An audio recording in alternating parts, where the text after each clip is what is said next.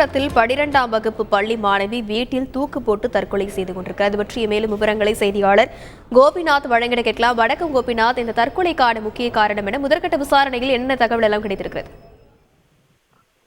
விழுப்புரம் அருகே இருக்கக்கூடிய ஒரு கோடி கிராமத்தை சேர்ந்தவர் நேதாஜி.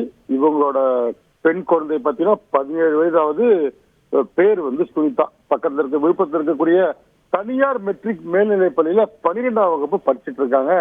நேற்று முன்தினம் அரையாண்டு தேர்வு தமிழ் தேர்வு எழுதுறாங்க. இந்த தேர்வு எழுதும் போது இந்த மாணவி வகுப்பறையில தேர்வுல விட்டடித்து தேர்வு எழுதியதாக வகுப்பறையில் இருந்த ஆசிரியை கையும் களவுமாக இந்த மாணவியை பிடிச்சிருக்காங்க. பிடிச்சிட்டு முதல்வர் கிட்ட ஒப்படைக்கிறாங்க. இந்த பாப்பா பிட் அடிச்சு தேர்வு எழுதிச்சு, நான் பார்த்ததை பாருங்க, சீட்டோட ஆதாரத்தோட ஒப்படைச்சதா கூறப்படுகிறது. இந்நிலையில் அன்று இரவே, புதன்கிழமை இரவே சுனிதாவோட தந்தை மற்றும் தாயை கூப்பிட்டு பள்ளி நிர்வாகம் பேசியிருக்காங்க. உங்க பொண்ணு தப்பு பண்ணிருச்சு, நீங்க வீட்டுக்கு கூட்டு போங்க, பள்ளிக்கு அனுப்ப வேண்டாம், டிசி வாங்கிக்கோன்ற மாதிரி சொல்லியிருக்காங்க. இது முதல் நாள் முடிஞ்சிச்சுங்க. நேற்று காலை மீண்டும் தொடர்ந்து தனியார் பள்ளி சார்பில் மாணவியோட டிசியை வாங்கி கொண்டு போங்கன்னு சொல்லி பெற்றோருக்கு தொடர்ந்து போன் செய்ததாகவும் தகவல் வெளியே இருக்கு. வீட்டுல மகள் இருக்காங்க சுனிதா. அப்பா சொல்றாரு, அம்மா ஸ்கூல்ல இருந்து கூப்பிடுறாங்க, நான் டிசி வாங்கறதுக்கு கூப்பிடுறாங்க, நான் ஸ்கூலுக்கு போறேன்னு சொல்லிட்டு போறாரு.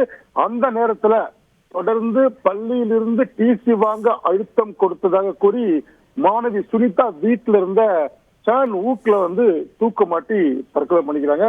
இத தாய் வெளியில போன தாய் பாக்குறாங்க, உடல் தூக்குல தொங்குது. உடனடியா காவல்துறை விசாரணை மேற்கொண்டாங்க. நேற்று மாலை வரைக்கும் பாத்தீங்கன்னா இந்த பள்ளி வளாகத்துல புகார் கொடுக்காமல் பெற்றோர்கள் பள்ளியில போராட்டம் பண்றாங்க. என்ன சொல்றாங்க, நீங்க தான் காரணம், என் பொண்ணு செத்துருச்சு, தூக்க மாட்டிச்சு, உங்களோட அழுத்தம் தான் காரணம் தொடர்ந்து சொல்றாங்க. நேற்று இரவு தான் காவல்துறை சொல்றாங்க, நீங்க புகார் கொடுங்க, அதன் பேர்ல நடவடிக்கை எடுக்கின்றாங்க. நேற்று இரவு புகார் கொடுக்கப்பட்டு தற்போது 5 ஆசிரியர்கள் தற்கொலைக்கு தூண்டியதாக, மாணவியோட தற்கொலைக்கு தூண்டியதாக விழுப்புரம் மாவட்டம் காணை காவல்துறை வழக்கு பதிவு பண்ணியிருக்காங்க. இது வழக்கு பதிவு பண்ணியாச்சு, உடல் போஸ்ட்மார்ட்டம் பண்ணி நாங்க ஒப்படைக்கிறோம்னு சொல்றாங்க. ஆனால் பெற்றோர்கள் உடலை வாங்க மறுக்கிறாங்க.